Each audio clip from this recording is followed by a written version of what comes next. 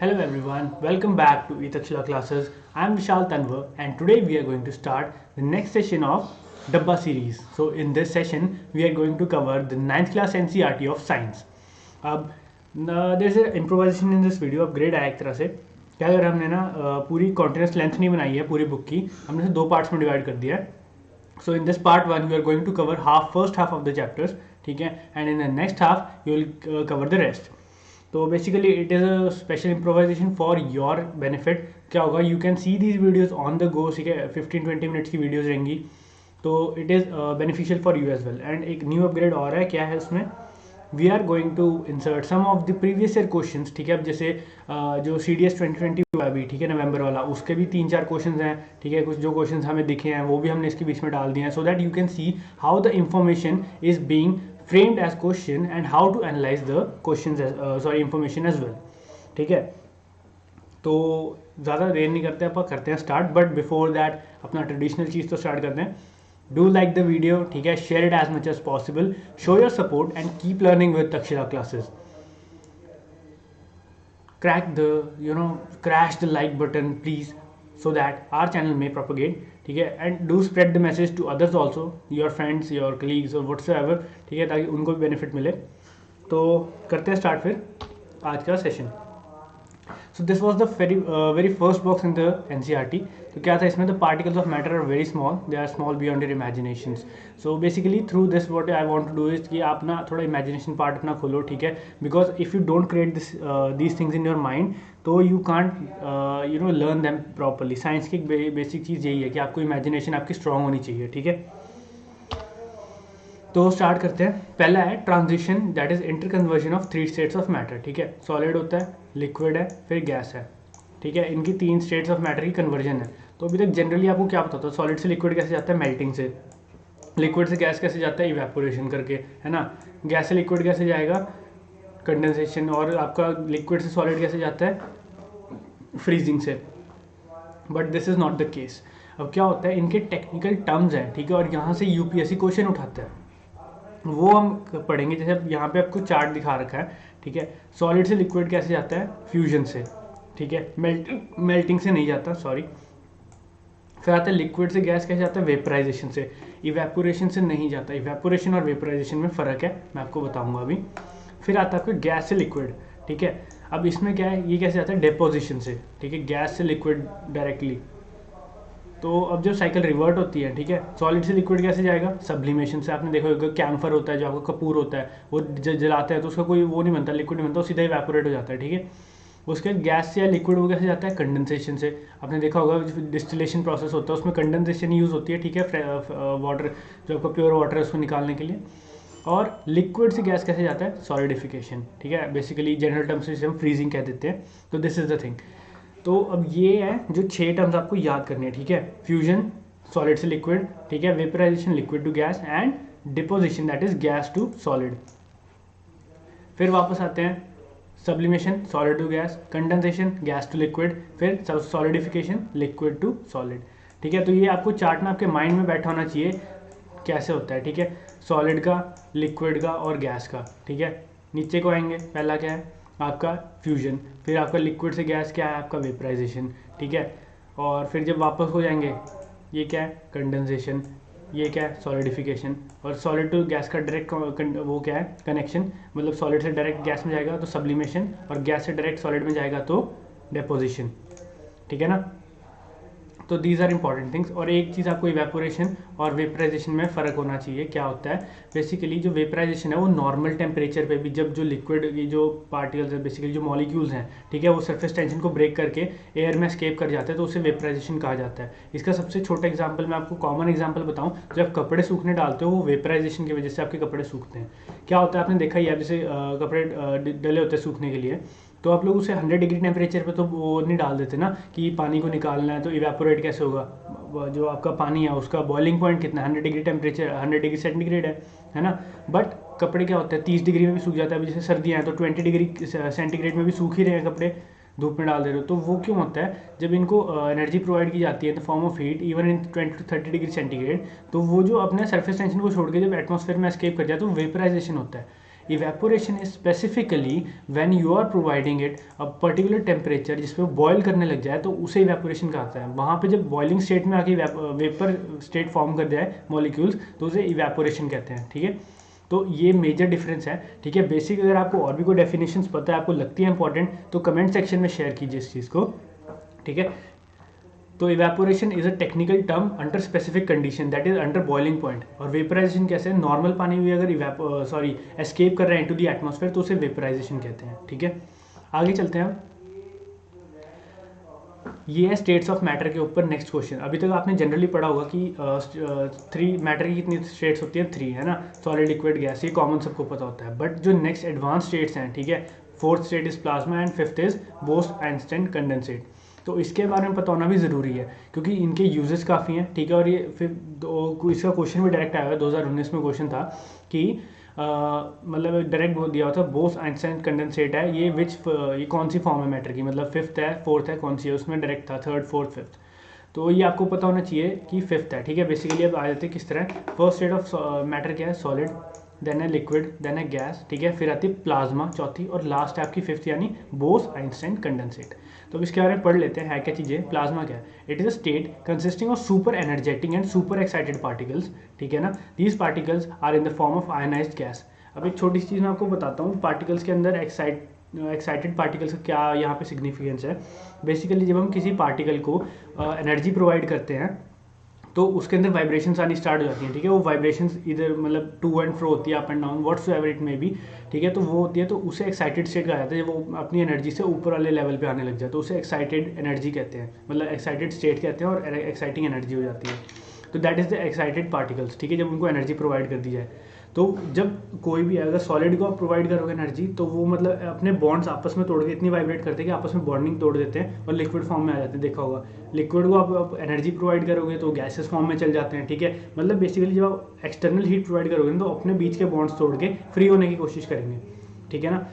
तो यही बात रहती है, नॉर्मल सी जनरल टर्म है। आपने अगर आप इसे अपनी लाइफ के साथ भी कनेक्ट कीजिए तो आप देखेंगे कि व्हेन यू गेन पावर ना, you start breaking your unnecessary bonds, ठीक है, जो आपको रोके हुए हैं चीज़ों से, ठीक है। अब जब आपको अभी नॉलेज मिलनी स्टार्ट हो जाएगी तो बेसिकली आप वो चीज़ें छोड़ देंगे।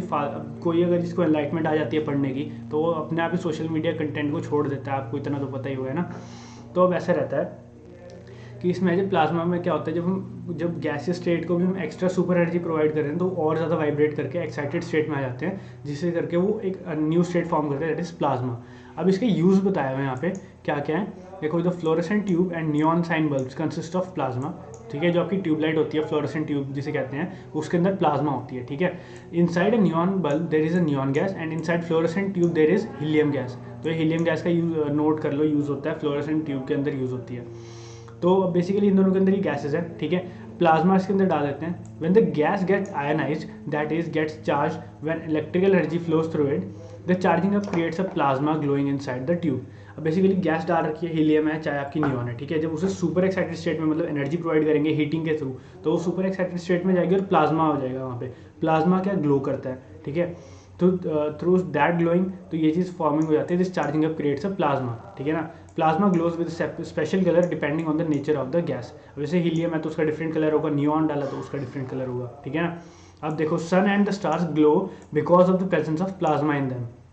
तो अब आपको पता लगेगा कि उनका ग्लोइंग का क्या है, ठीक है। हीट एनर्जी तो ऐसे है कि हीट तो मतलब है ही है वहाँ पे, ऑब्वियसली फायर फ्लोर को तो सीन नहीं है, मतलब जो फ्यूजन और जो हो रहा है आपका फिजन हो रहा है वहाँ पे, उससे एनर्जी रिलीज हो रही है। बट एनर्जी से ग्लो किस तरह बन रहा है, प्लाज्मा की वजह से। इतना हाई टेम्परेचर हो जाता है कि गैसेस अपनी प्लाज्मा स्टेट में आ जाती है और ग्लो करना स्टार्ट करती है, उसकी वजह से लाइट फॉर्मेशन होती है।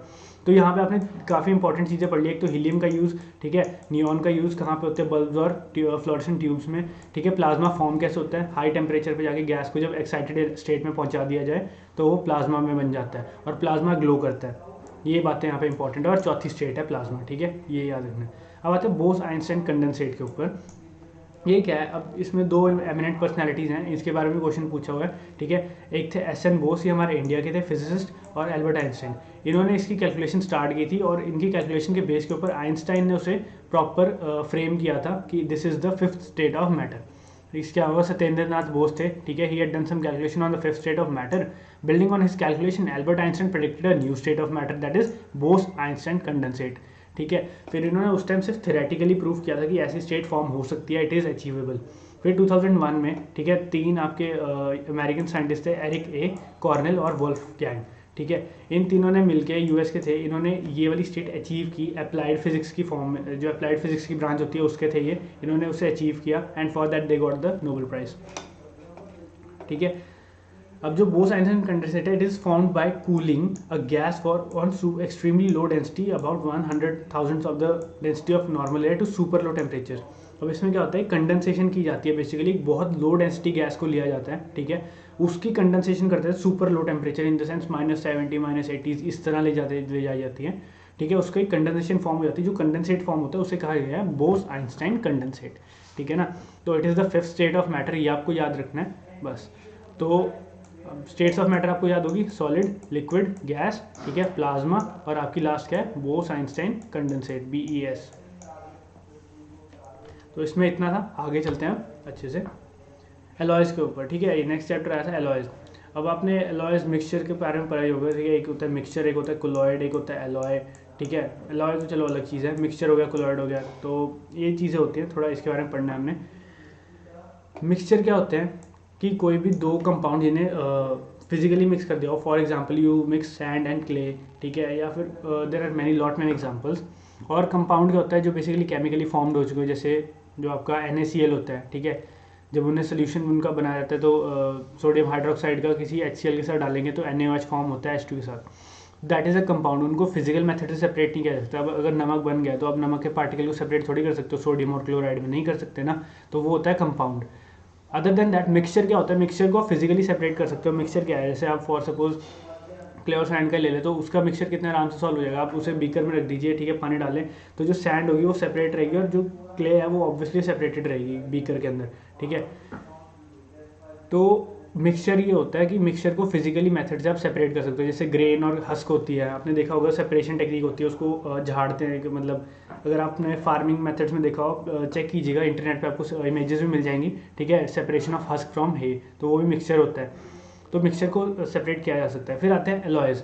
अब एलॉयज़ क्या होते हैं, ये मिक्सचर होते हैं पर इनको फिजिकल स्टैंडर्ड से सेपरेट नहीं किया जा सकता, ठीक है। अब आप बोलेंगे ऐसा क्या है भाई, ये क्या मतलब हुआ, मिक्सचर तो मिक्सचर ही हुआ, मतलब इसे सेपरेट हो सकता है, बट नहीं। तो इसे मिक्सचर क्यों बोल रहे हैं, है ना। इसका बहुत इजी सा रीज़न है, बिकॉज जो ये है ना, ये अपने कंस्टिट्यूएंट पार्टिकल, जो आपका कंस्टिट्यूएंट एलिमेंट्स है ना, उनकी प्रॉपर्टीज़ भी शो कर देते हैं, इसलिए इसे मिक्सचर कहा जाता है। ये कोई नई प्रॉपर्टी फॉर्म नहीं कर देते, इसलिए इन्हें मिक्सचर बोला जाता है, नॉट कंपाउंड्स, ठीक है। ये यहाँ लिखा भी है, an alloy is considered as mixture because it shows the properties of its constituents and can have variable composition, ठीक है। जो ब्रास है, जैसे एग्जांपल ले रहे हैं, 30% जिंक होता है अप्रॉक्सीमेटली और 70% कॉपर, बट अगर ये 35 और 65 की रेशियो भी आ जाए ना, तब भी उसे ब्रास ही कहेंगे, ठीक है ना। क्वालिटी चेंज हो जाती है but the statement remains same in the brass. तो एलॉयज़ के बारे में बस इतना था कि उसे मिक्सचर कहा जाता है, एलॉयज़ आर नॉट कंपाउंड्स। तो इधर हमारा सिनॉप्सिस ये था एलॉयज़ को कि it is a compound basically, और इसकी फॉर्मेशन एलॉयज़ के बारे में आप थोड़ा पढ़िएगा, कौन कौन से होते हैं, ब्रास, टिन वगैरह, इनके बेसिक एलिमेंट्स कौन कौन से होते हैं इसमें, ठीक है। आगे चलते हैं कोलॉइड्स के ऊपर। तो अब कोलॉइड्स होते हैं बेसिकली, ये होता है जैसे अब आपका सॉल्यूट और सॉल्वेंट का कंसेप्ट आपको पता होगा, ठीक है। एक चीज़ जब दूसरे के अंदर मिक्स करते हैं ना, तो सेम सिमिलर वे में कोलॉइड्स होता है, ठीक है। अब सॉल्वेंट और जो सॉल्यूट है वो तो लिक्विड और गैस का रहा हमेशा, ठीक है। जैसे किसी चीज़ के अंदर भी वो वाटर को अगर बेसिकली जनरली सोल्यूशन का सॉल्वेंट कहा जाता है, ठीक है, लिक्विड टू लिक्विड ऐसे जाता है। तो बेसिकली जब आप जो थ्री स्टेट्स ऑफ मैटर है उनके बीच में इंटर कन्वर्शन मतलब डालेंगे ना उनके मिक्सचर को, तो उन्हें कोलॉइड्स बोला जाता है, ठीक है। कोलॉइड्स की डेफिनेशन आप एक बार पढ़िएगा, ठीक है। और भी टेक्निकल टर्म्स हैं इसमें, टेक्निकल डेफिनेशन इज डिफरेंट, वो पढ़ लेना एक बार। बट यहाँ हम डिस्कस क्या कर रहे हैं, विच टाइप ऑफ कंपाउंड, या जो जनरल टर्म्स आप, जो जनरल चीज़ें आप डे टू डे लाइफ में देखते हो, तो वो कौन से कोलॉइड्स होते हैं। अब इसमें दो कंसेप्ट हैं, ठीक है। एक तो डिस्पर्स फेज का, ठीक है, एक डिस्पर्स मीडियम का।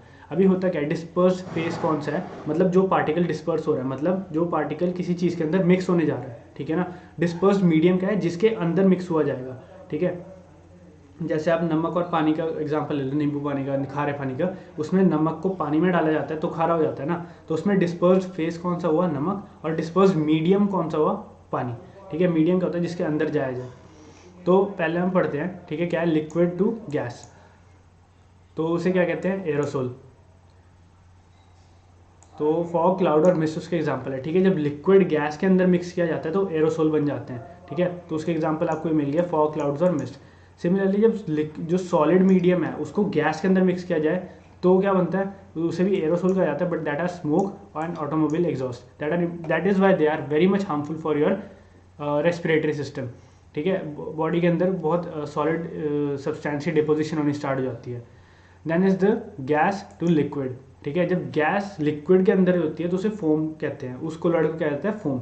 ये एग्जांपल आपका शेविंग क्रीम है, आपने देखा ही होगा जब बार बार इसको शेव करते हैं तो बार बार उसको बहुत जैसे मिक्स किया जाता है, जैसे ब्रश से अगर आपने देखा हो तो उसको थोड़ा सॉफ्ट हो जाती है वो, फाइन। तो इसका एक बहुत बड़ा एग्जांपल है, ठीक है, शेविंग क्रीम। अब उससे क्या होता है, बार बार हिलाने का कारण यही होता है उसको, ब्रश को, कि जब बार बार उसे मूव करते हैं तो एयर पार्टिकल्स बीच में आके उस क्रीम के अंदर चल जाते हैं, उसके करके वो वहीं अटक जाते हैं, तो उससे क्या बनता है, फोम, ठीक है। फिर नेक्स्ट है लिक्विड इनटू लिक्विड, तो डिस्पर्स फेस भी लिक्विड होगा और मीडियम भी लिक्विड होगा, तो उससे क्या बनता है, इमल्शन। इमल्शन क्या होता है, जैसे मिल्क हो गया, फेस क्रीम होगी, है ना। फिर आता है आपका सॉलिड, जब फेज आपका सॉलिड और दूसरा लिक्विड हो तो सोल्यूशन बनता है, जैसे आपको बताया मिल्क ऑफ मैग्नीशिया आ गया, मड आ गया, आपका NaCl आ गया, दैट इज सोल्यूशन, ठीक है। नमक को पानी में डालोगे दैट इज अ सोल्यूशन। फिर गैस को जब लिक्विड में डालते हैं, ठीक है, गैस इनटू सॉलिड, सॉरी, तो गैस को आप सॉलिड में डालो, कैसे डालोगे, ठीक है, that is foam, rubber, sponge and pumice. आपने देखो प्यूमिस एक पत्थर होता है, उसके अंदर पोर्स होते हैं बहुत सारे, पानी के ऊपर तैरता है प्यूमिस, है ना। सिमिलरली फोम है, मतलब पूरा तो सॉलिड है, पर उसके अंदर गैसेस इतनी है कि भाई वो ऑब्जॉर्व कर लेता है चीज़ों को, पानी ऑब्जॉर्व कर लेता है, फ्लोट भी कर लेता है ना। तो these are example of when the gas is mixed into solid, ठीक है, डेंसिटी कम कर देगा बेसिकली, मेन क्रक्स यहाँ इस चीज़ का ही है। फिर है जो लिक्विड है वो सॉलिड के अंदर जब होता है तो क्या बनती है, जेल। मतलब बेसिकली आपने देखा ही होगा, एक तो है कि आप मतलब पानी के अंदर कोई चीज़ डालोगे तो वो बहुत ज़्यादा डाइल्यूट हो जाता है, अगर किसी हैवी चीज़ के अंदर मतलब सॉलिड स्टेट के अंदर आप पानी डालोगे तो वो हल्का हल्का स्लाइमी सा लग जाता है, दैट इज जेल फॉर्मेशन, ठीक है। तो इसका क्या, जेली आ गया, आपका चीज़ आ गया और बटर आ गया, ठीक है। तो इसका अब लास्ट में सॉलिड इनटू सॉलिड गया, solid solution, that is coloured गे जेमस्टोन, मिल्की ग्लास। तो दीज आर द एग्जाम्पल, ठीक है। ये आपका है, पहले आपने वही करना है, देखो गैस आ गया, फिर आपके 3 सॉलिड है एंड देन आपके सॉलिड है, ये मीडियम्स आपने इस तरह लेके चलने हैं, फिर उसके कॉम्बिनेशंस बनाने हैं आपने, ठीक है। लिक्विड उनके साथ, फिर सॉलिड उसके साथ, फिर गैस लिक्विड सॉलिड, फिर गैस लिक्विड सॉलिड, ठीक है। तो हर एक का अपना एक बार अपना चार्ट बना के देखेंगे ना, एक बार इसे कॉपी पे लिखिए, ठीक है, चार्ट बनाइए, आपको रियली बहुत मज़ा आएगा जब आप इसको इंट्रैक्शन से पढ़ेंगे ना। लिखा कि एक बार मीडियम मैं ये ले रहे हूँ, मान लो मीडियम मैंने लिक्विड ले लिया, उसमें आप मैच द कॉलम बनाइए ऐसे, ठीक है। मान लो आपने यहाँ लिख लिया कि ये लिक्विड है, ठीक है, गैस, सॉलिड और लिक्विड, तो इसके मैचिंग बनाइए कि इसके साथ और इसके साथ क्या फ्लो चार्ट बनेगा, तो it will be interesting for you as well, ठीक है। अब आगे चलते हैं नो टू नो बॉक्सेस में। अब ये वाला क्वेश्चन आपका डायरेक्ट CDS 2 में आया था अभी, जो 2020 में हुआ है, ठीक है। क्या क्वेश्चन था, identify the correct pair of elements that are liquid at room temperature. अब ये 4 ऑप्शन दिए हुए थे, ठीक है। अब मरकरी का तो सबको पता है कि होता है लिक्विड, पर बाकी जो दूसरा था, अब इसमें 2 ऑप्शन रह गए, बी और डी। तो इसमें कैसे करें रुबीडियम और ब्रोमीन का, तो ये बताता हूँ। देखो ये 9th क्लास की बुक का डायरेक्ट है, ठीक है। 4th पॉइंट अगर आप पढ़ोगे तो elements gallium and caesium become liquid at temperature strictly about room temperature, ठीक है। उसके बाद कौन से 2 elements are liquid at room temperature, mercury and bromine. तो डायरेक्ट क्वेश्चन यहाँ से उठा हुआ है, तो you can see how UPSC is picking up, ठीक है। ये आपकी इन्फॉर्मेशन थी and it is so easily framed है, तो अगर आप थोड़ा बहुत ध्यान दें इन चीज़ों पे तो you can directly have a grasp over your exam, ठीक है। आपको आराम से स्कोर बढ़िया हो सकता है। और एक दूसरा अगर आप साइंस बैकग्राउंड से हैं, टेक्निकल आपको थोड़ी चीज़ें पता होगी, तो रुबीडियम एक काफ़ी हैवी एलिमेंट है, ठीक है। तो वो जनरली लिक्विड टेम्परेचर पे लिक्विड स्टेट पे एग्जिस्ट नहीं कर पाएगा, ठीक है। तो it was one fact also कि अगर आपको थोड़ा पता हो तो आप कर सकते थे। आगे चलते हैं फिर अब मिक्सचर और कंपाउंड के डिफरेंस पे, ठीक है। जैसे अभी आपको मैं पहले उस टाइम एलॉय वाला जो हमारे स्लाइड आई थी उसमें मैंने आपको समझाया था कि मिक्सचर और कंपाउंड में क्या है, तो ये चीज़ ही है। एलिमेंट्स और compounds are just mix together to form a mixture and no compound is form, ठीक है। Mixture has a variable composition, मतलब जैसे आपको मैंने ब्रास के केस में बताया, अगर 70-30 का अप्रॉक्सीमेटली रहता है, पर अगर 35 और 65 हो जाए तो भी कोई फर्क नहीं पड़ेगा। अब mixture shows the property of the constituent substance, जैसे कि एलॉय करते हैं तभी उन्हें मिक्सचर कंसिडर किया जाता है, अगर उसमें ब्रास और कॉपर है तो दोनों की प्रॉपर्टी शो करेगा, ठीक है ना। The constituents can be separated Fairlie easily by physical method, सबसे बड़ा ये कैरेक्टरिस्टिक है कि मिक्सचर को फिजिकल मेथड से सेपरेट किया जा सकता है। अब आते हैं कंपाउंड्स के ऊपर, elements react to form new compounds, ठीक है। एलिमेंट्स जब रिएक्ट कर जाते हैं केमिकली, ठीक है, अंडर कंडीशंस, तो वो कंपाउंड फॉर्म करते हैं। The composition of new elements is always fixed, ठीक है, ये कभी चेंज नहीं होगा। NaCl है, ठीक है, अगर उसमें एक मॉलिक्यूल अगर Na का है तो दूसरा Cl का होगा। कहीं पे ऐसा थोड़ी आप अगर गुजरात का नमक उठाओगे तो वहाँ NaCl, अगर आप उड़ीसा का नमक उठाओगे तो Na2Cl1 होगा, ऐसा तो नहीं होगा ना, हर जगह सेम रहेगा नमक, ठीक है, कहीं भी जाओ आप। The new substance has totally different properties, ठीक है। अब सोडियम की क्या प्रॉपर्टी होती है, वो एयर में आते ही जल जाता है, ठीक है, बट नमक कभी आपने जलता देखा है हवा में, इस तरह पड़ा होता है, कुछ फर्क पड़ता है नमक को, नहीं, तो वो न्यू प्रॉपर्टीज फॉर्म कर लेता है, ठीक है, after reaction. The constituents can be separated only by the chemical और इलेक्ट्रोकेमिकल मेथड्स। तो मैंने आपको बताया केमिकल मेथड से सेपरेशन होती है, ठीक है। अब अगर आपको NaCl को वापस अपने कंपाउंड में बनाना है सोडियम और क्लोराइड में, तो आपको उसके इलेक्ट्रोलिसिस करना पड़ेगा, ठीक है। तो ये मेजर डिफरेंसेस है, तो आपको देखने चाहिए। अब ये आता है हमारा सिंबल्स ऑफ एटम, इसके ऊपर भी इस बार डायरेक्ट क्वेश्चन था, ठीक है, CDS 2 में 2020 में क्या था कि symbol of element was introduced by. तो ये काफ़ी है, मतलब हमने मॉडल्स तो देखे कि एटम के मॉडल्स किस किसने डिस्कवर किए, बट हम ये नहीं देखते कि इंट्रोड्यूस। तो ये डब्बा आपका NCERT में डायरेक्ट था यहाँ पे, ठीक है। इसमें क्या था, Dalton was the first scientist to use the symbols of for elements in very specific sense. तो ये आपका मतलब डायरेक्ट क्वेश्चन देखो यहाँ से आया हुआ है ना। तो आपको फिर लगता ही होगा बाद में कि यार ये तो इतनी इजी चीज़ थी, फिर मैंने पढ़ा नहीं ये वो। तो यहाँ पे इसीलिए डब्बा सीरीज़ बनाई है, ठीक है, इसलिए कह रहा हूँ इसको लाइक करो, इसे शेयर भी करो, अपने दोस्तों को दिखाओ, थोड़ा तुम्हारा पूरा ग्रुप एक बार यार पूरा अंदर जाएगा, अकेडमी जाएगा, एक साथ रहोगे, तो that is way you can impact the countries development, ठीक है ना। तो the thing is share it also, और पढ़ो भी अच्छे से। तो यहाँ पे क्या है, ठीक है, इधर नीचे लिखा हुआ है symbols of elements are proposed by Dalton, तो ये इसमें इंपॉर्टेंट था, बाकी ज़्यादा कुछ है नहीं। और ये आपका एक तो था बर्सिलियस, ठीक है, इसने सजेस्ट किया था symbols of elements can be made from 1 और 2 letters of the name of the element, ठीक है। जैसे अभी आजकल जो अभी पीरियोडिक टेबल में है, हीलियम का He होता है, हाइड्रोजन का H है, तो ये उसने सजेस्ट किया था बर्सिलियस ने, ठीक है। आगे चलते हैं। तो पार्ट 1 हमारा यहाँ ख़त्म होता है, ठीक है। I hope you will like the video, ठीक है। पार्ट 1 आज हो गया, हम नेक्स्ट डे पार्ट 2 लेके आएंगे, उसमें फर्दर चैप्टर्स जो अभी बचे हमारे रेस्ट हाफ वो कवर करेंगे, ठीक है। टिल देन आप अपना फ्लो चार्ट बनाइए, ठीक है, जो भी आपको इसमें पढ़ा रहा हूँ अपनी कॉपी पे नोट कीजिए, ठीक है, बुलेट पॉइंट्स बनाइए नॉर्मली, तो दैट आपकी रिवीजन बढ़िया हो जाए। कीप सपोर्टिंग आवर चैनल, ठीक है, stay with us, keep learning with e-Takshila classes, and do like the video as well so that it can be propagated more on the YouTube. So thanking you. Jai Hind everyone.